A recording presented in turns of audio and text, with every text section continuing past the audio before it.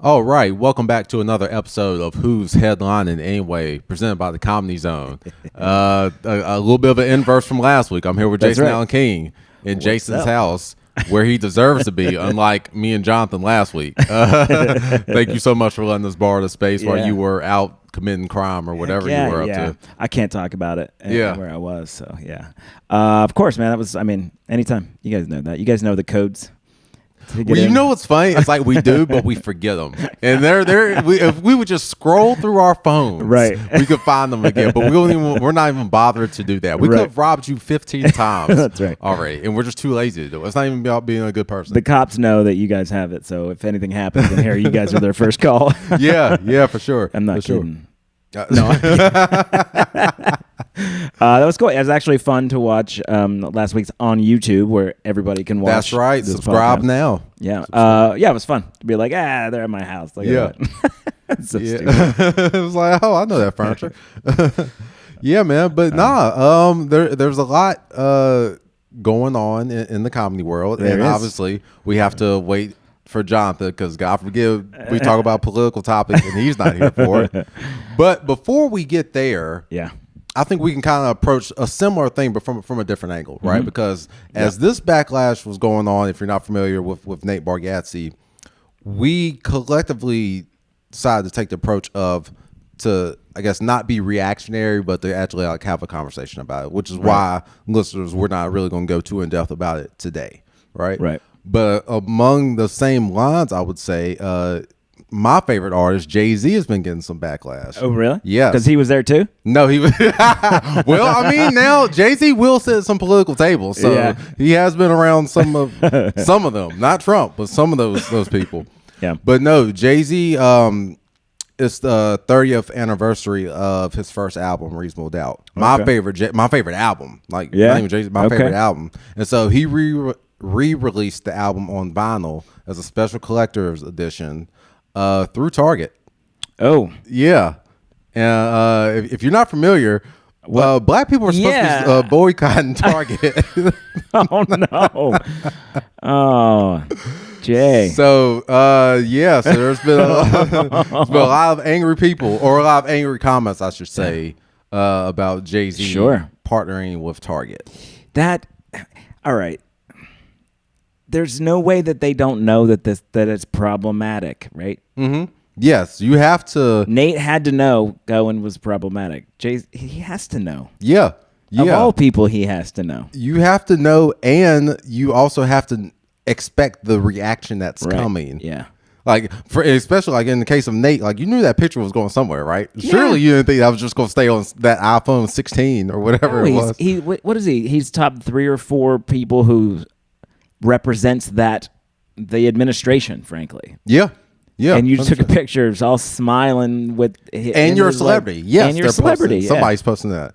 Yeah. And so, in the case of like Jay-Z, is like, you could not know that was going to cause some type of uproar or backlash. So that then begs the question, all right, if you're not ignorant of it, which is its own problem, and you're aware of it, that means you made a choice. Yes. I mean, Jay-Z, that's a clear choice to go against what everybody's been thinking about with Target. They're going against the boycott, against the, I mean, how? Well, and so I guess I'm stuttering, but it's like the idea is it because he doesn't care? The money's too good, which then makes him not care because he wants to change. So is he trying to change how we feel about Target? What is it? Yeah. I mean, I think it could be a couple of reasons. One, Jay-Z is a capitalist. All right. He's my favorite artist, but this has not been hidden at any point of his career. You can go back. This is also the same guy that right before he made that partnership with the NFL said we were past kneeling and kind of like undermined what Kaepernick was doing, even though he initially supported Kaepernick. Yeah. Right. I mean, this is the same guy that like brought the Brooklyn Nets to Brooklyn at the cost of those taxpaying dollars, and then that helped with gentrification. So same Brooklynites can't afford to live in Brooklyn anymore. They get pushed out. Wow.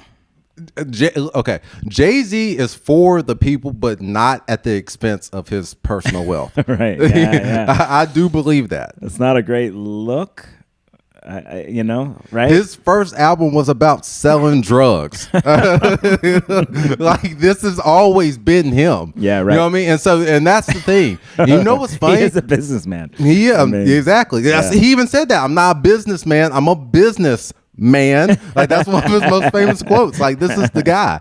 But I will say, because Blair texted me and was like, I can't believe Jay-Z would do this. And I was like, well, I can. Yeah. But two, Blair, and this is going to lead to my second point. Blair swore up and down that when Jay-Z's name came up and he was being sued by that Tony Busby guy for allegedly doing something, allegedly being involved with Diddy and like all that nasty stuff. And even after the fact of like the woman's story kind of being like torn apart, like her dad saying like, "Nah, I don't remember ever picking her up from that party or anything like that." Yeah, Blair pretty much was still about, no, I still hate Jay-Z. He still is doing something. It's like, and that has been a common thing with Jay-Z throughout a lot of his career. For whatever reason, people seem to hate Jay-Z more than almost any other, I don't want to say artist, but at least any other rapper. Yeah. Because not only has Jay-Z released albums, this exclusive vinyl, J. Cole's latest album, he also has a Target exclusive on vinyl. J. Cole, what are you doing, heard, man? No, but that's the thing. You heard nothing about that. I didn't find out about that until today. Is that in comparison to what Jay-Z was doing? Is that because no one cares what J. Cole's doing? Well, no, J. Cole was a big enough artist. But I mean, it's kind of to the point of like they only care when Jay-Z do it. Yeah. Kendrick also had Kendrick's latest album. He had a Target exclusive vinyl edition. Well, that actually does tell me a lot. Like, I'm not in that position, but that money's big. That's the NBA staying in China. Yeah, you know what I mean. It's like that. Like the NBA is like, yeah, we can't not do this. That's too much money. That's too much of a right. Keeping the brand out there. Like it's global money, and Target's probably the same thing. It's probably global money. It's everywhere, and I'm not saying it's right. I'm not saying I'm glad. I'm glad I'm not in the position to sell kind of my soul a little bit. Yeah, because I think there's a little bit of that in this. You know what I mean? Right? Yeah. Like, how much money's enough money? Kind of turning your back on the community and doing that. And maybe not everybody feels that way. Does the whole, not everybody in the black community is avoiding Target, I have to assume, right? Oh no, of course not. Come on, let's be honest. I told you I almost broke the boycott myself, looking for a particular flavor of Liquid Death water. That's how much my morals meant, Jason. I would have broke the boycott over like this Fruity Pebbles flavored Liquid Death. Oh my! If they would have had it, I would have bought it. That's amazing. But they didn't have it. I went in, I looked, they didn't have it. I was like, all right, well, I'm sticking with my people for now. I just don't go as much. You're right. That's the best I could do. Yeah, I might have placed like one Uber Eats order. Yeah, it's I had delivered. It's like, all right, you don't see me buy it. You can't prove it. Yeah, right. You can't prove it. Oh my god, that's fantastic. Yeah. In my mind, in theory, it's like black people are still shopping to Target. They're just not going direct. It's like really we're getting it delivered or something. I don't know. We're doing something. DoorDash is a lot of. It's like the Underground Railroad for groceries. Like, we're getting them snuck to. Oh my god. Underground Target. That's wild. So do you think it's Jay-Z then? Is it because he's got the target on because he created this in his? See what you did there. Good. I know what I'm doing. Yeah, but because that's just his brand, and it was always going to be his brand, and therefore he's gonna take the hits based on that. Yeah, part of me thinks it might be because of his history, right? Because of all those examples that I mentioned. It's like where you don't see that as much with a J. Cole or a Kendrick or whoever, or Taylor Swift, who also did it, but I mean, her case is different because, she's white. But Taylor's white? Yeah. I thought she was Colombian. But no, man, I think it's like you're able to provide more of a benefit to doubt of Kendrick or J. Cole's. Like, I don't know, maybe there was some type of oversight. Maybe you just didn't put two and two together, where it's hard to do that with Jay-Z because that's been his MO for a while. But also it has made me, I've brought it up before and I don't know quite the right way to phrase it, but how much, I don't want to say like how much are our rights worth, But what I mean is there is a balance of Jay-Z isn't just all capitalist, right? Like he has a history of giving to causes as well. Like I remember when September 11th happened, he donated a bunch of money for that. Yeah, right. He's contributed money behind the scenes for like the Black Lives Matter movement and like getting people out of jail that got arrested for protests and all those things. And part of me has always wondered with these people, and you could probably throw Kevin Hart in this case as well with him getting the money from that roasted, even though he let certain jokes fly because of that. Right. We don't know what they're doing with that money behind the scenes. Like if we found out Jay-Z took all of that revenue from this Target release and contributed it to something, does that change how people look at him? You would think so. You know it's taken. I mean, yes and no. It's still money that's going to Target. So. Yeah, which ultimately is the problem, right? Is we want to affect their sort of their net worth or whatever. Yeah. I guess I'm gonna invoke one of Jonathan's things he talks about a lot, and that is, you know, a billionaire's sort of charity shouldn't outweigh taxes, right? Like their sort of their nobility of going and giving alms to the poor. That shouldn't be in place of paying the taxes everybody else. You know what I mean? Them getting to pick where it goes as opposed to taxes being distributed to everybody somewhat equally. So I think that might apply in this situation, which is something that, you know, he brought up that I think is actually spot on. But I can imagine people being mad at him for it, being really pissed off about it. You know what I mean? And I think, I don't know, that money go into a good place that he deems like worthy, as opposed to solidarity, everyone being, you know, in lockstep on a really important thing. You know, like you said, is it more important than rights? I kind of don't think so. It's not. It's easy to be on a high horse sitting here, but that's where everybody is sitting. Sure. So it's all we can do is talk about it and hope that the, you know, principles sort of. They exist in the hardest moments as well as the easiest moments, and Jay-Z's, he kind of seems like he's picking the money. You know what I mean? Yeah.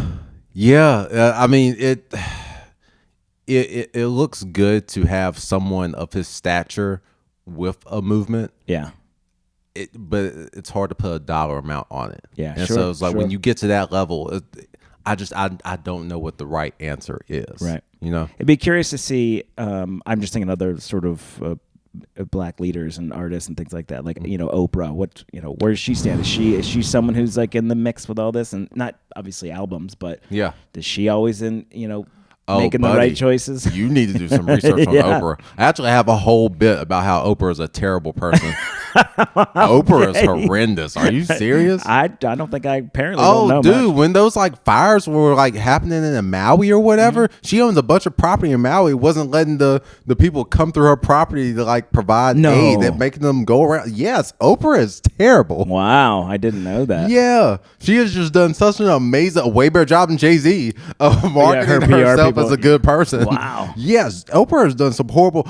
Oprah, I'm serious. My whole bit, it's a bit, but I mean every word of it. Oprah is responsible for fat shaming. I stand on that. I do know that. Is Oprah? Yes, it's absolutely Oprah's fault. Holy shit, that's great. All right, and which is crazy considering that Oprah has, we'll say, struggled with her ups and downs with her weight, as self-described. That's crazy. Yeah. All right. Yeah. I don't know. You still love his album though, Jay-Z. Oh yeah, I'm going to the concert next month.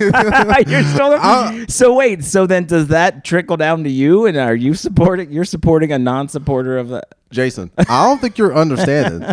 And listeners, if you've been listening for a while, you will know that our running bit on this show is that I have supported Kanye through almost everything. Things didn't shift until he went ultra anti-Semitic and called Jay-Z's kid the R word. Wow. Yeah. Yeah, no, Jay-Z is even above Kanye. Jay-Z is number one for me. Wow. Jay-Z could. I don't think I knew that. Actually. Oh, absolutely. I always thought it was Kanye. Okay. Kanye comes up more because of Jonathan. Right. I was like, because Jonathan is a Kanye fan too, so we can just talk more. But yeah, Jay-Z is absolutely my favorite artist. All right, right on. I don't care. Jay-Z could. Go on, finish your thought. Jay-Z could like blow up the towers. No. And I'm still listening to him. Oh my God. I'm still listening to him. I don't care what Jay-Z does. Oh, that's funny. In fact, Jay-Z's The Blueprint album came out on 9/11. It still went platinum. Wait, did we talk about this before? I think we might have brought it up. That's wild. Yeah. That's crazy. Yeah. Not when it actually happened. You mean like the day of? Yes, the day of. That's right. Wait, yes, we did. There was it came out the day of. Jeez. Yeah. Which just is a testament to how like powerful his fan base is. Yeah. Jay-Z has some diehard fans. I'm in there. Yeah. I am absolutely in there. Wow. People are like looking up at the towers and swiping the barcode. That's crazy. All right. Man, that's nuts. Well, going back to Nate, going back to that sort of idea. And I know we want to talk a little bit about it, right? I mean, we can get into it. I think this is going to be an ongoing conversation anyway, but sure. All of the lead up to, I guess maybe let's talk a little bit about what are they calling it?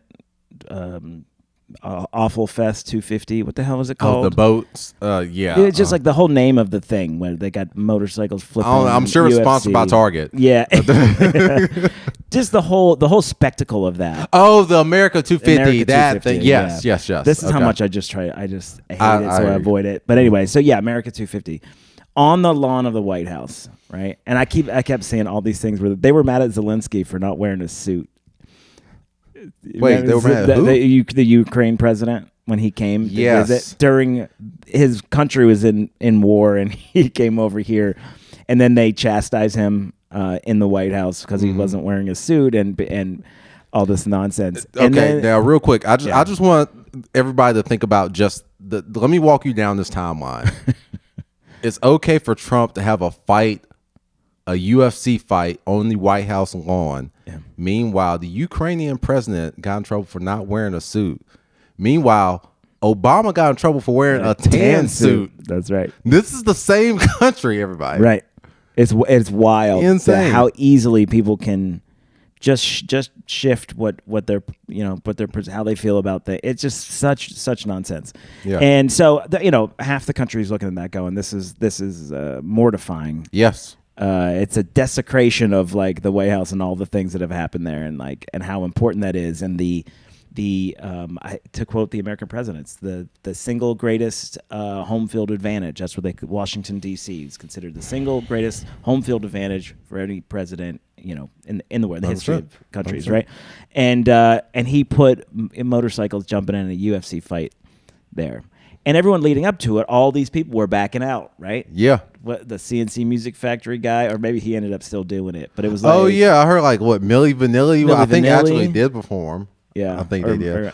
Flow Rider, my most hated artist, was still there. But yeah, I heard some people backed out. Quite a few people backed out. But yes, and I, back out, don't back, like whatever you want to do. But it was obviously very public on why people weren't going. Yeah, it was just there was no, you couldn't mince words and say, well, they didn't want to go because it was political. Mm-hmm. The whole thing was political. Mm-hmm. It was his birthday. It was the country's birthday. Blah blah blah, and then the night of, you start seeing other celebrities there. Joe Rogan's running the show. Yeah, and we knew he was going to be there. Right, but yeah.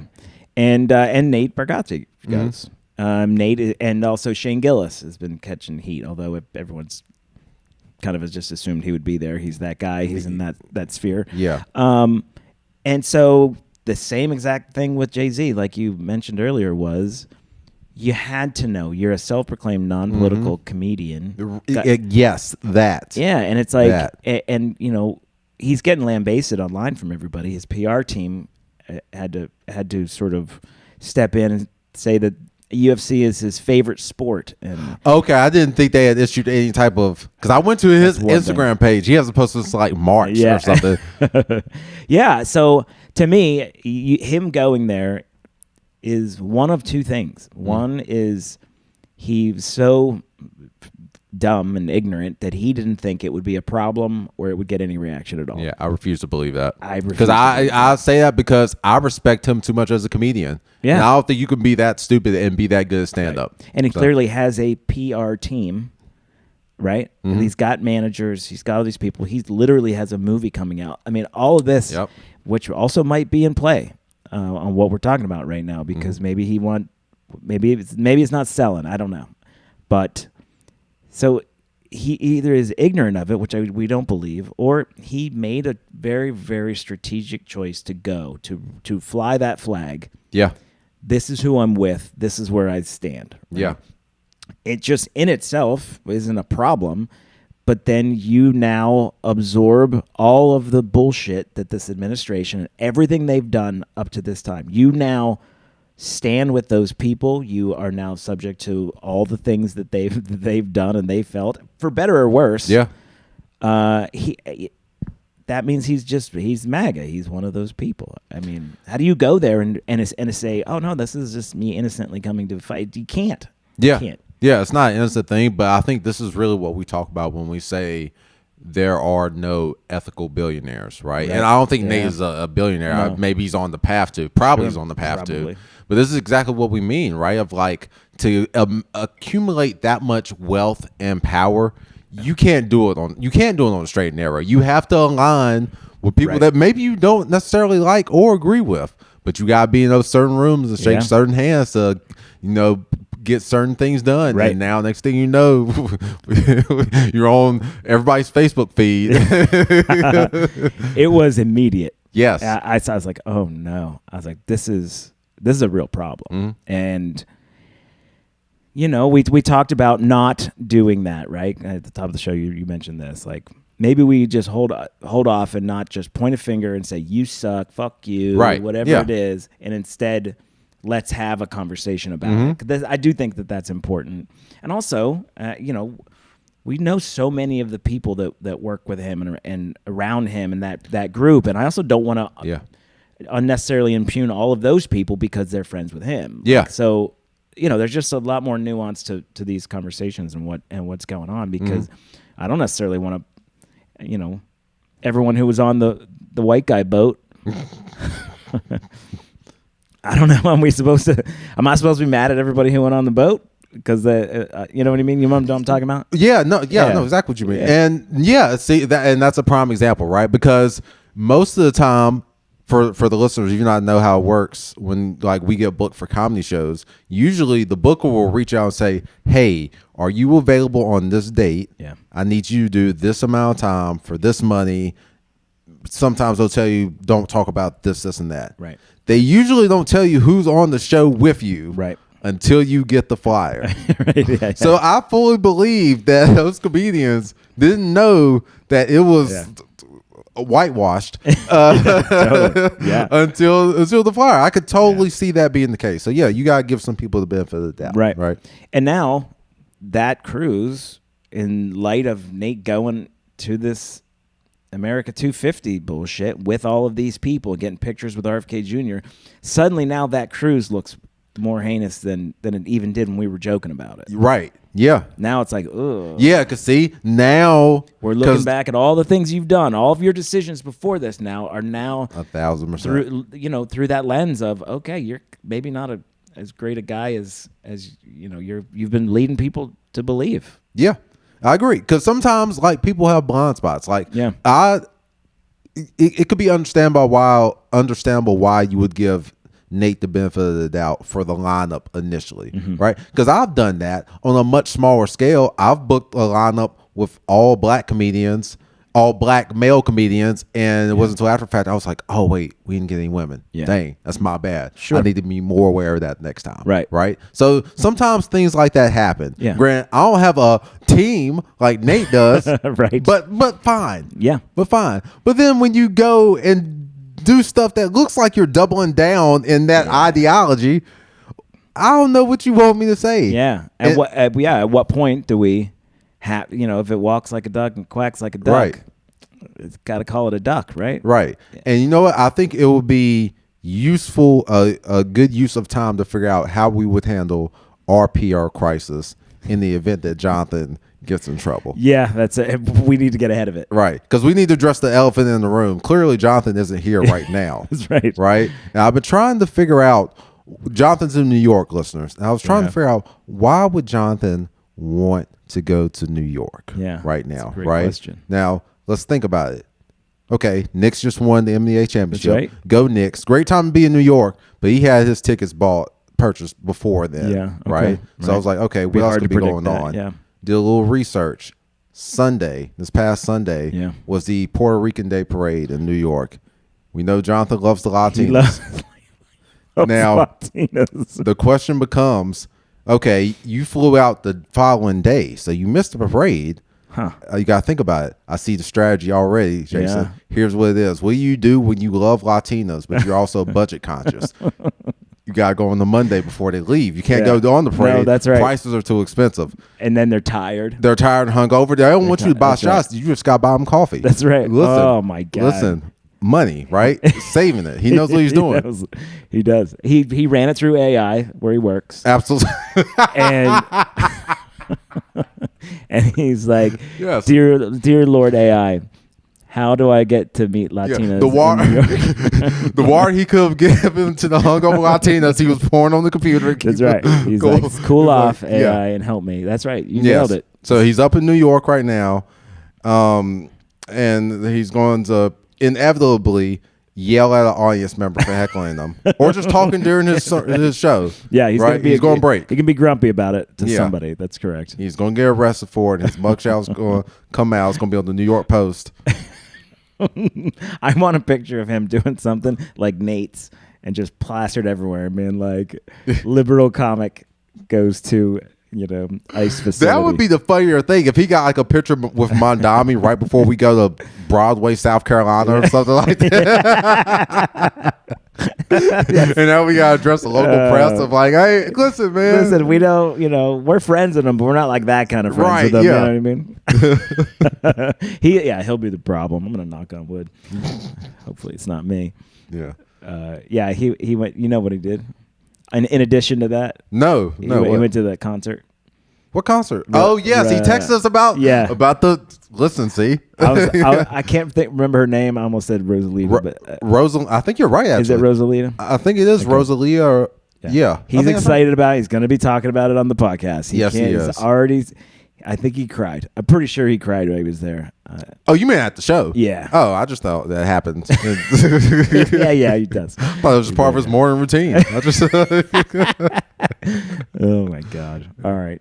When we come back, I don't know if we're taking a break, but we got to talk about the World Cup and visitors. Yes, yeah. I think now's probably a good time for a break. So, yeah, let's take a break. We'll come back and we will talk about finally some good press for our country with more Who's Headlining Anyway. Oh, right, and we are back with more Who's Headlining Anyway, presented by the Comedy Zone. Yeah, we are. Yeah, we tried to reach out to Jonathan on the break. He's not answering, so that's not a good sign. That's not good. Yeah. That's not good. We don't know. That could mean anything. It could be a big literally problem. anything. Probably means he just bombed on whatever show he's doing right now. That's the most likely. He's mad at a crowd right now somewhere. Yeah, yelling at something right now. Literally something. It could be yelling at anything. We don't know. But speaking of New York, man. Yeah, buddy. Dude, the Knicks did it. The Knicks did it. First time since like 73. The Knicks won. Yeah, it's 73. The NBA Finals. And what they went, like, how many games in a row did they win? And they came from behind every game. In the series, this final series, yes. Crazy. Yeah. We were together, or where were we when they? We were together watching that game. The big game. The 29-point deficit. The penultimate game. Yeah, that's right. And we all kind of like, we're like, I don't think they're coming back from that. Yeah, because I remember sitting at the bar, and I said, like, look, they've come from behind for every game in the series, but even this is starting to get a little much. Yeah.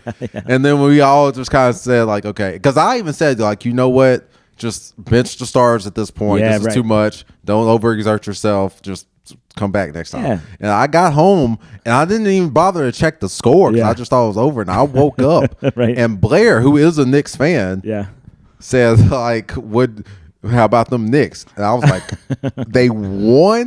And I go and check the score and I see they won by 1 point. And I was like, Dude, there's nothing that you could do about this team. If you come back for 29 points, your confidence cannot be shaken at this point. That's right. Yeah. And the other team too, I have to assume that had to be just what a moral victory or moral loss, I guess. Yeah. For the Spurs. I mean, Jesus, man. Yeah. And was it Brunson who came in? OG. OG. That's right. Yeah, I think it was maybe Brunson that shot it, and then OG had to come in and tip the ball in, and man, even what a moment! That was even that seemed like percentage wise, that's probably a low percentage sort of tip in. Oh, for sure, just the timing to just be there right at the right moment. Like, come on, man. Yeah, it seems a little destined, right? Yeah. Have you ever heard that conversation where there's people trying to say you played sports? Oh yeah, a little bit, kinda. Yeah, sure. I played a lot of sports where they say that like scientifically momentum doesn't exist. There's a group that doesn't believe in momentum in sports. I think they're idiots. I think they're idiots, right? That's crazy. About? Yeah. I don't know. I don't know. That to me is like, it pops in my head every once in a while. It's like, people think that doesn't exist. You can feel it. It's almost 100%. Like yes. this tangible thing, and they're just suggesting that it does. Anyway, I don't know how you can't look at the Knicks and what they did and their comebacks and stuff. That's momentum. Yeah. There's a reason why no team has ever come back from a 3-0 deficit. It's momentum. Yeah, yes, exactly. Okay, so that's so.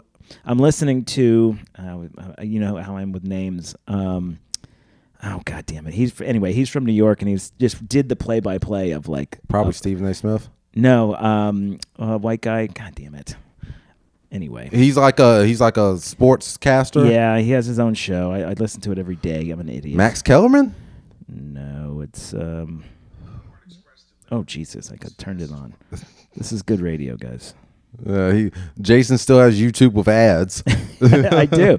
Rich Eisen. God damn it. Oh, okay. Yeah, I wouldn't have guessed that one. So Rich, I on YouTube every day. I listen to him. He's like a huge Knicks fan, which I didn't know. Yeah. And I listen to him every day. I never hear him talk. I'm usually listening to football, and he just did this play-by-play on how I didn't know this about the Knicks and how like just historically like in I guess it was the 90s, Jordan just kind of whooped them every single year, and whoever their big player at the time was just Patrick Ewing never got to hold the trophy. Yeah. And now he got to. Apparently, there's this really iconic picture now with him holding the trophy with everybody with Brunson. Oh no! Listen, that's all fine and good, and that's nice. I love where this is going. But Jason, I went to Toronto once, and I got a picture beside the Stanley Cup. I've never picked up a hockey puck in my life. Okay, like I'm sorry, like it's nice that you held it, but come on, man. Right. Like, that's fair. Yeah, that's really sweet, but come on. Yeah, man. You don't like it. You're like, get out of here. Yeah. I've worn NFL championship rings before. Yeah, I've never played in a football game in my life. Oh, is that right? Yeah, I've never played football. Like, come on, stop it. That's fair. I don't know. I love the idea of everybody's in on it. Everybody's. I do appreciate that. There's something really fun about that. And just a little more of the backstory of like Brunson and how he actually took apparently a significant pay cut to get some of the other players on the team. Yes. Like it feels destined, man. Like I'm not a big basketball fan if you haven't figured that out, but that's cool. I think it's really cool. Yeah, and then, honestly, and that is something that I love to see. Of hey, I have enough money. Yeah, I'd rather establish a positive legacy. Oh man, so many people could learn from that lesson right there. That's right. But alas, even guys like Brady, I think, did that later on. Ben Roethlisberger didn't. Well, yeah. I mean, just talking about see the correlation there, folks. You see it? Honestly, yeah. I think it's a very, very fascinating thing that. Seeing everybody get together, being so supportive. Mm-hmm. I thought it was very funny that everyone was mad at Taylor Swift for going to all these Chiefs games. And then every celebrity who within 100 miles of New York was at the Knicks game. Yeah. They put them on camera. No one gave a shit. Oh, yeah. Right? Yeah. Even, because Taylor Swift was at one of those Knicks games too. And a sports commentator said something about that. And it wasn't even like officially on air. It was like a hot mic. Really? They called her and just said like, she's not even a Knicks fan. Like, get her out of there. Said something like that. Wow. And apparently the Swifties came after her hard. Wow. And I just find that very interesting that she was at a bunch of Chiefs games and got a lot of complaints from a lot of people. Yeah. And I didn't really hear about the Swifties going after anybody in particular. But this sports commentator who's a black woman comments on Taylor, and now it's a problem. Oh man, I don't know. Now, Grant, also she probably has a more of a presence versus just your random NFL fans. So maybe that has something to do with it. I don't know if there's any big commentators that said something about Taylor being at a Chiefs game. Yeah, but I don't think so. I can't help but notice that. But that's an aside. That really doesn't have much of what we're talking about right now. I also learned something too, by the way, that Taylor's parent, she's like a self-proclaimed like a Philly.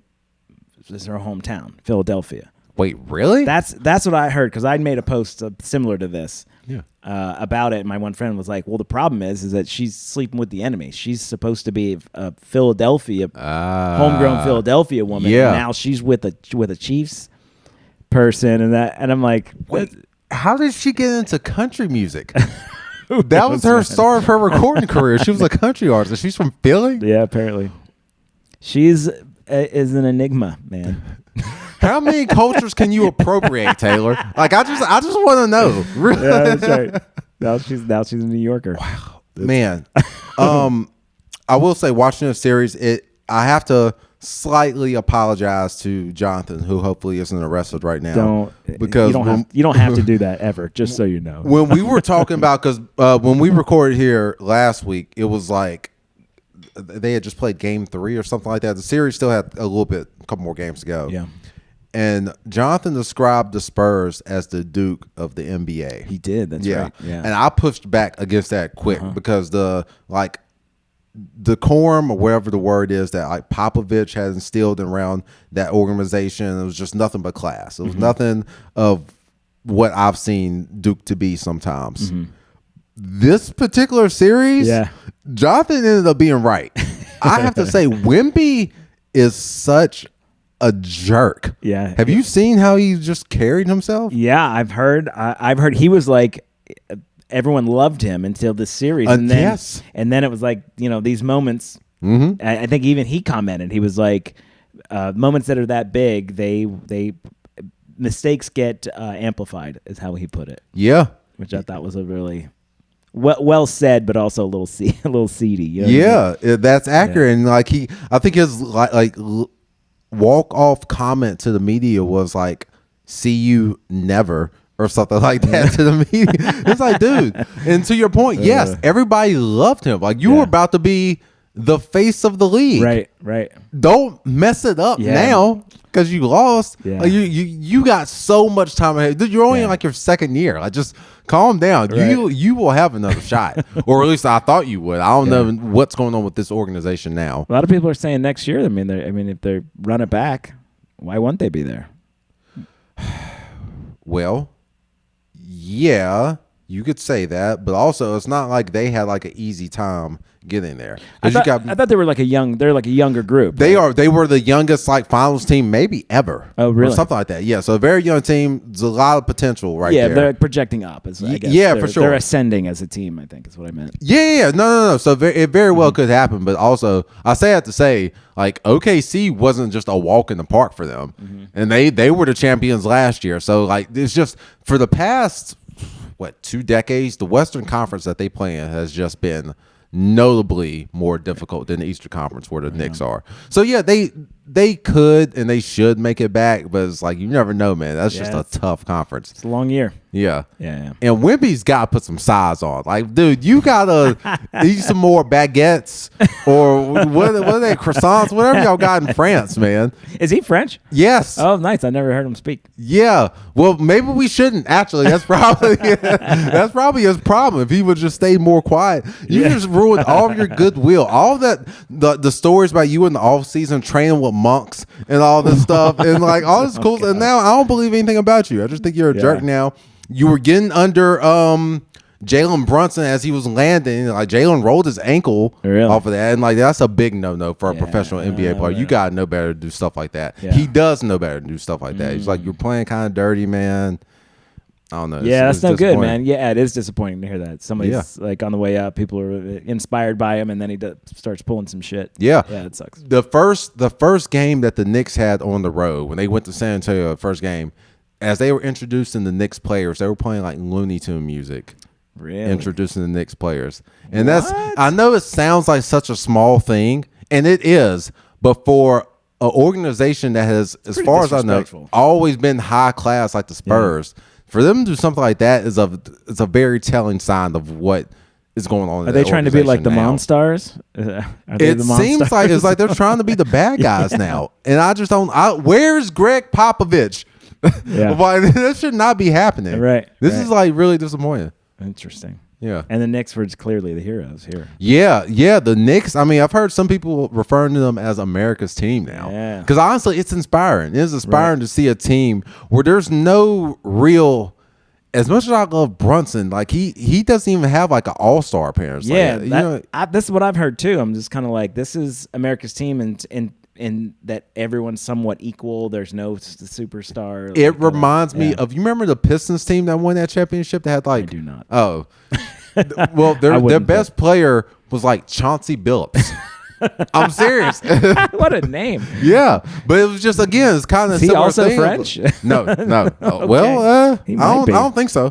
He don't sound French.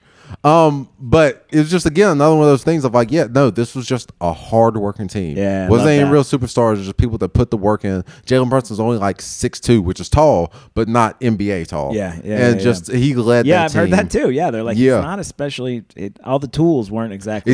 He's not like especially explosive or anything. Right. He's just very skilled. Yeah. And he made it happen, man. It's a boring sort of answer, but I do like a little more Charlie Hustle. You know what I mean? 100%. Like just that hardworking group, not real flash. Give me good fundamentals. Yes, Give me good, good passing. Like in football, it'd be like, give me a good run game. I don't need 70-yard bombs and creative crazy. Give me a good run game. That team, I want to see that team succeed. You know what I mean? Everybody, people pulling back on their salary so they can bring other players in. Like, that's easy to get behind. That's kind of fun. For sure. It just shows like it's a team. Yeah. It's not LeBron and the Lakers. Right. It is the Knicks. You know what I mean? And that's great to see. And it's also really cool that this series was pretty much like an inverse of the '99 series when the last time the Knicks went to the finals against the Spurs. Oh, wow. And I heard, from what I understand, that series was also 5 games. Okay. With the Knicks winning one of those. And that was like a complete flip. Really? That's fascinating. Yeah. Very cool. And it was, did you say there was anyone famous on the Knicks team then? Like, who did they have Patrick Ewing. Oh, they didn't. Okay. Patrick Ewing was on the team, but I'm pretty sure he was injured, so I don't think he got the That's play. Right. That's what it was. But yeah, he was on the Eisen team. brought that up. He was like, the basketball gods were like, no, they didn't let him play. That's crazy. Yeah.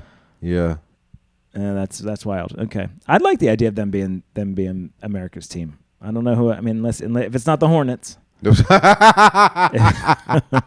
it's not the Hornets, then I guess it could be the Knicks. Yeah. Well, I mean, so two things, and we'll get right back to like how the city has been reacting to, because I've loved how New York has been celebrating. Yeah. But just the parity that we've seen among championship winners in the NBA has also been amazing. Like the past 8 or 9 finals, it's been a different team. Yeah, that's each great. year, and that's how professional sports should be. That shows a healthy sport. Actually, yes, I think exactly. Yeah. So who knows? Maybe the Hornets. Hey, we made a late season run. Right. Yeah. In fact, the playoff game we lost, we were supposed to win basically on paper. Yeah. And they they ate shit that night, but. They're playing better. They're playing better. Fun to watch. The stadium's been filled up. So yes, we've been. They were setting attendance records. Like, listen, man, make some strategic moves 2 or 3 years from now. Who knows? Who knows, man? Who knows where we'll be? As long as LaMelo Ball quits wrecking his car in Uptown. Melo, as long as you can stay in between the lines, and maybe if you know at the stop on red, we can okay, all right, I'll leave it alone. All right, so what's the over under? What's more likely? All right, I'm going to do that. I'm going to steal from Rich Eisen again. Okay. What's more likely, the Knicks, Giants, and is it the Rangers? Yeah, to have better records than the Canes, the Hornets, and the Panthers.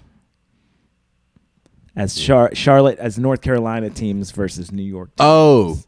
Oh, over that all three of them will have better records than all three of ours? Who will have like the best record of their three organizations? Because Canes just won. Yeah. So I think we got which has also been another interesting thing. Yeah. We can kind of talk about that. So we got the Panthers. So, it's going to be a different year. I mean, they won their division last year. Yeah, but our division is terrible, dude. That doesn't mean anything. We still had a losing record. But no, honestly, I think the Panthers could get a better record than the Giants because Giants aren't good either. They're not. I mean, they've made some big moves. They got a new coach and stuff. So I mean, I think the Panthers. I think the Panthers can catch them. I feel confident about that. Very confident that the Canes will beat the hockey team. Yeah, for sure. Yeah. So right now, if you think about it, the basketball, New York has the champ. Yeah. Hockey, we got the champ. That's right. Now it comes down to the Giants and Panthers. It's interesting. Yeah. It's terrifying. Yeah. Dude, so Monday, I wake up and I'm just looking up stuff about the Knicks. I'm watching all the reactions of them winning the championship and the celebrations, right? I talked to Blair about it. I'm listening to more stuff about the Knicks winning on the way home. I get home. I get on Facebook. I see a letter from Josh Stein or whoever the North Carolina governor is. Governor, And he wrote one of those letters of, in celebration of the Canes winning, everybody official gets the day off work. Oh, really? Yeah. It's not like an official decree. It was like a joke or whatever, right? But I saw that and I was like, oh, they won? The whole day at work, and we work in North Carolina, not one person mentioned that the Canes won this championship. Wow, I had weird. no idea that happened until I went a whole day. Got back home. Those poor Canes. Nothing popped up in my algorithm. ESPN didn't say nothing about because everybody was so focused on the Knicks. I guess so. Yeah. I mean, and let's be fair. Yes, the NBA is clearly a bigger sport than NHL. I'm not dumb, but for my home state that I live in, me not to know about this all day was kind of mind blowing. Yeah, that's weird. Yeah, I actually had a show, and afterwards we stayed and we were watching because we watched them win. Yeah. Okay. Yeah. So it was like there wasn't a ton of people at the bar. Hockey just isn't. I'm sorry. And that's a good program. Like the Hurricanes. Yeah, they're really because it's not their first championship. No. They know what they're doing over there. Yeah. Man, I wish I liked hockey. It is fun. I will say, like, to see live or on TV, hockey is actually one of the more fun sports to watch. It's the pacing of it is just unbelievable. Yeah, it's wild. That's why players play for like 4 minutes at a time because it's so hard on them. You know what I mean? It's like it's really, really fast paced. It's kind of great. All right, so over under question for you. Okay. If the Knicks win the championship again next year, will they burn more than 3 school buses? Okay. Or less than 3 school buses? Oh, man. I'm going to say more. 2 in a row? Yeah, you got to burn more. You got to burn more, You got to burn more. It's going to be trickier, though, because those buses that they did burn, the 3 buses they did burn were there because people were in town for FIFA. Watching the saga, so they were getting around on the. I don't know how they're getting around now. But yeah, and so it's been so nice watching like these soccer fans come from all these different countries come to the United States and enjoy our culture. When's the last time you've seen people outside of the U.S. say something nice about the U.S.? Yeah. All right, so this to me has been very fun. I love World Cup. I've had such a busy week with work. Like I've had zero time to do anything. I didn't even get the chance to watch the U.S. beat the shit out of Paraguay. Yeah, that was. I don't really. Dude, I don't watch soccer, so I don't know. I was going to roll with it. Yeah, we did. I'm just being weirdly aggressive about it. I don't have a problem with Paraguay, but yeah, we won. Like it was a good game. Like we scored. Oh, nice. I think it was 4-1, 3-1. Okay, now I know enough to know that's a blowout. Sizable, yeah. So next game is on Friday night, and I think we're playing Australia. I believe that's gonna be a different game. No, Friday afternoon, 3:00. So check that out. So I kind of stumbled onto this, right? So the World Cup this year is in North America. It's Canada, U.S., and Mexico. And in the U.S. that I know of, and I'm sure I'm going to get some of it wrong, I believe they're in Arizona, Dallas, Texas, Philadelphia, Atlanta, and I think they might be in like Did I say Philadelphia already? I think you said Philadelphia. And it might be New York. I can't tell. There's maybe one or two other places. Okay. So all these people are coming in. There's been a little bit of a fiasco. The ticket prices, for instance, are really, really high. Of course. And so high that like stadiums they're not filling up. It's like affecting attendance. So wait. So you mean not even resale, just regular ticket prices? Tickets. I think they're like $1,000 and up. I think it's that. What? Yeah. At least the Dallas one. At least one of the guys was doing a video about it. Yeah. So I think and it's FIFA. It's not anyone here doing it. So that's a little bit of a problem, but it is fun. So there's this influx of all these people coming through, right? And these guys did this whole. I'll start here. This one guy was talking about how apparently in Europe, there was a lot of people who were worried about where are they going to play these games. They don't have football over there like we have it. Mm-hmm. And this one guy was like, do these people not know what the U.S. has? They have a college series that has more they have more stadiums in their college football programs than all of Europe. And they're like 100,000 seats and 70,000 seats and things like that. And they came, and apparently it's been like laughable, like in a good way for the U.S., where they're like, we got the best. Some of these people are like, this is the greatest stadium I've ever been in. They went to the Dallas one, which is $1 billion. Oh yeah, stadium. The AT&T Stadium. Yeah. And these guys were like, literally, it was kids in a candy store. They could not believe the size, the scope, they had got the crazy monitor that goes around the top. Mm-hmm. It's unbelievable.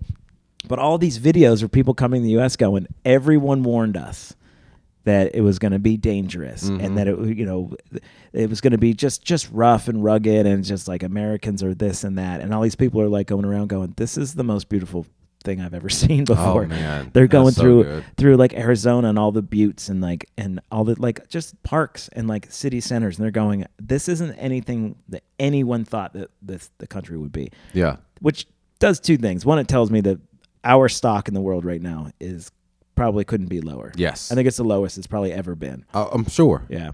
And I think that, everyone's worried about these areas being dangerous and things like that. And sure, I think every place you go to, I mean, shit, Philadelphia, just be careful. Seriously. For real. Seriously, you might run into Taylor Swift. Yeah. Please be careful. But it has been just delightful to see the enthusiasm of these people coming through and just like people taking their families through just neighborhoods. I think they got Airbnb and they were walking to a park and they were walking through a neighborhood. And I think it was in Texas. And it was lovely, normal little park. And they couldn't get over how accessible everything was, how polite every person they met. They didn't meet a waiter or a guy on on the street who wasn't exceptionally just genuinely nice. Good. And it's just a little reminder. I was like, oh, yeah, that's right. It's maybe not quite. It's doom and gloom right now. Yeah. There's a lot of things to feel doom and gloom about. But also, maybe the majority of things is actually a little bit better. For sure. Than we think. For sure. Yeah, well, I think we just got to keep in mind that there's a big world off of social media. Yes. All right? Everything you see online is not indicative of what's really going on in everyday life, man. I'm so glad that the U.S. showed up in a positive way for these people. It gives me a lot of pride. Yeah. And it was just, and it's in my algorithm, so I keep getting all these videos. That's good. Never a negative one. Everyone's coming through going, man, I thought it was going to be a little bit different. I thought it was going to be a little grittier, a little dirtier, so that something was going to give me pause here and there. One person, I believe, is from South Africa. They must have came after the UFC fight. Yeah. I'm so glad we got that out the way. The fact that these two things were happening simultaneously, to me, is like that bullshit, just gross display of, I think, some of the work. And I'm not even impugning UFC, by the way. Mm-hmm. Just as a sport and how challenging that is. I'm not even against that. I'm against the spectacle of that on the White House lawn, just kind of in general. It just doesn't feel like there's a decorum and a respect for that. Like, you just don't have that kind of thing. Do it around the corner.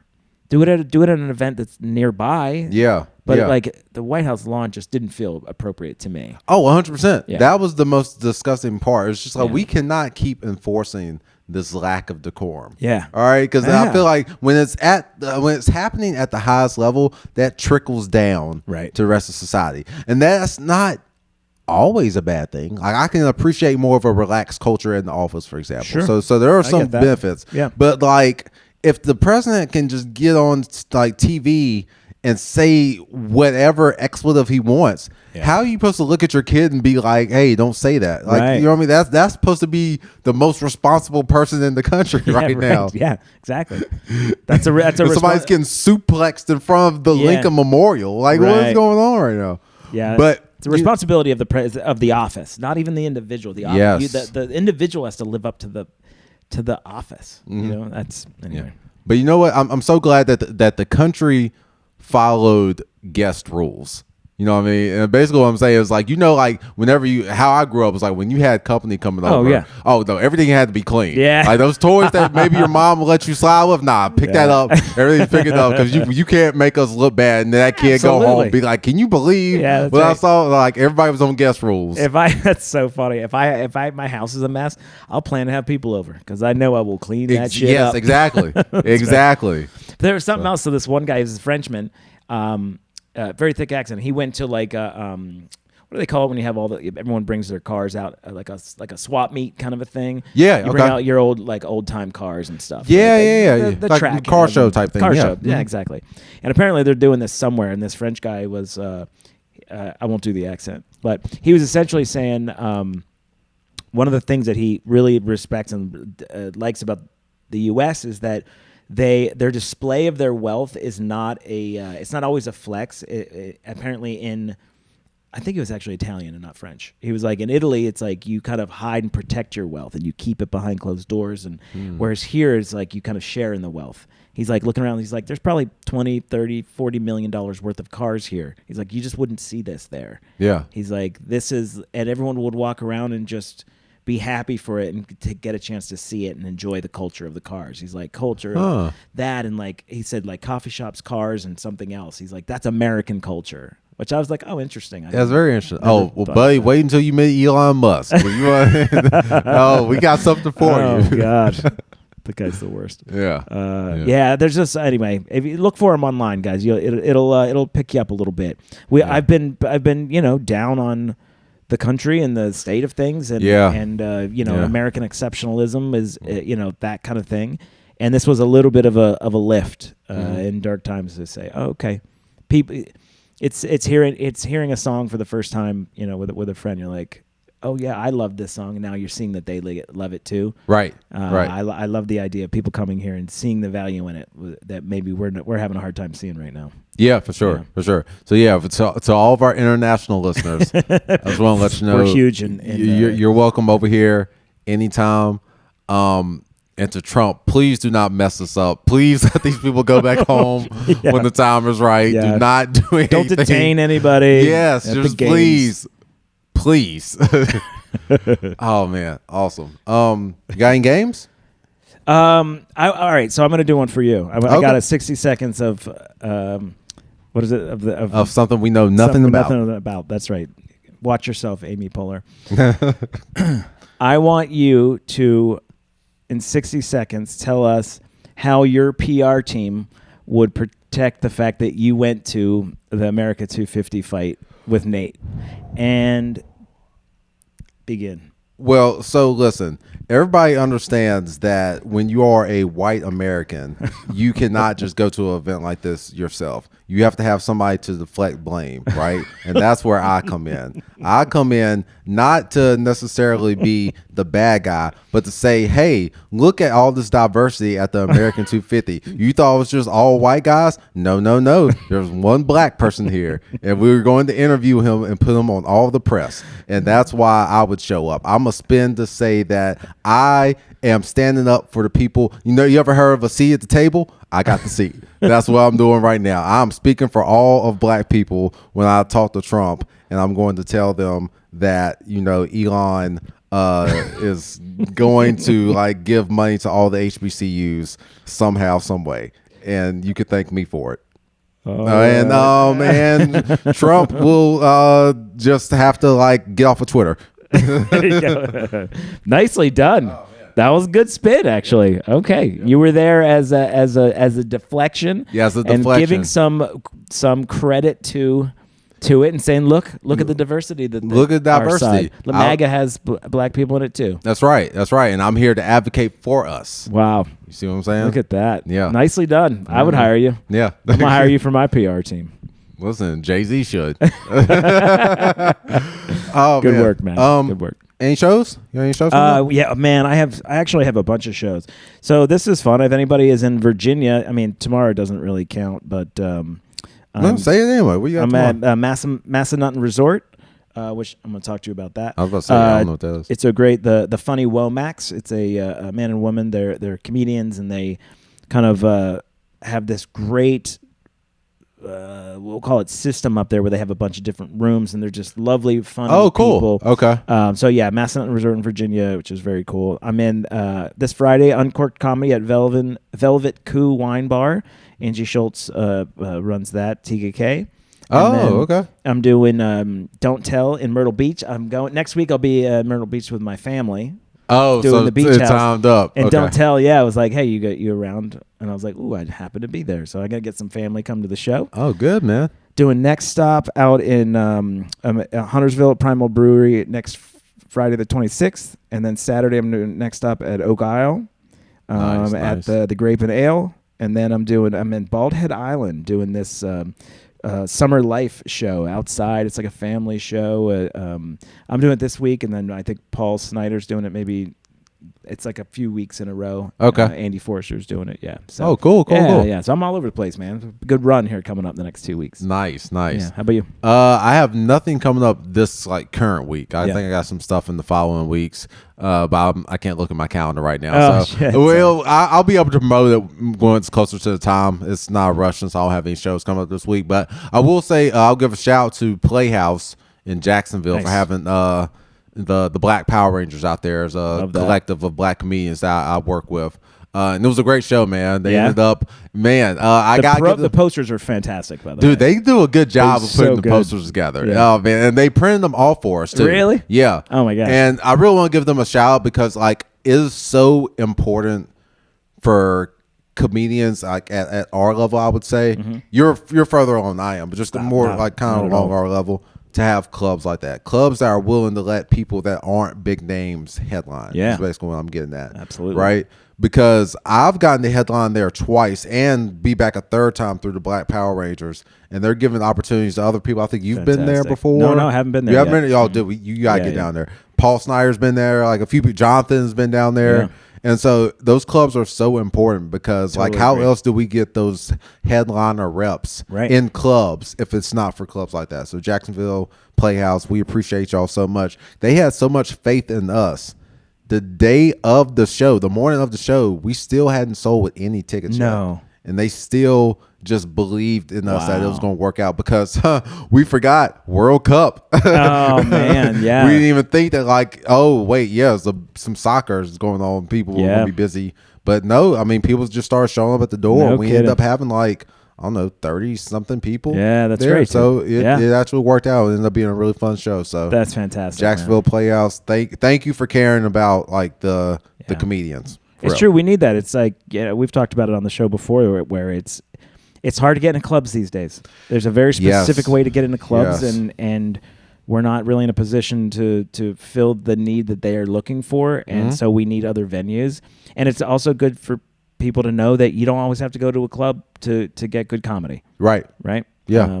I don't think they're not eating off each other's plates. You know what I mean? We're out there in other venues, so come find us. Yeah, exactly. Because you're right. Because just as much as the clubs are important, the DIY initiative, that's right. I guess you could say, of comedians building their own shows at wine bars and all these places. Some of them are some of the best shows, honestly. So exactly, dude. Because I did a show at Lake Norman Brewery. Mm-hmm. This was it was the Next Stop, right? Yeah, it was Next Stop. Yeah. And I'll tell you what, that was one of the best shows that I've done in a long time. Yeah. I think it was just shy of 100 people, and I mean jam-packed in a room. Amazing. It was cold, good light, good sound, and the show was fantastic. Blake Connolly crushing it. Monk Creamer, he hosted, did a fantastic job. Todd Riley came and did a spot too. It was just an amazing show. So, and there's no club up there in Lake Norman on the Denver west side. Yeah. So they got a great show, man. And so thanks Lake Norman Brewery. Yeah. So wherever you are, whether you're in a big city or like a small town where you can find a Next Stop show, or a bigger city where there's a Don't Tell show, or even your local comedy clubs, wherever you are, just please continue to support live comedy and especially local comedians, because that's how we kind of move up to the next level. We appreciate y'all for doing that. Yeah, thanks, gang. Yeah. All right, everybody. This has been another episode of Who's Headlining Anyway. Again, don't forget to subscribe to YouTube, and we're starting a GoFundMe to get Jonathan out of jail because he needs bail money. All right. See you next time.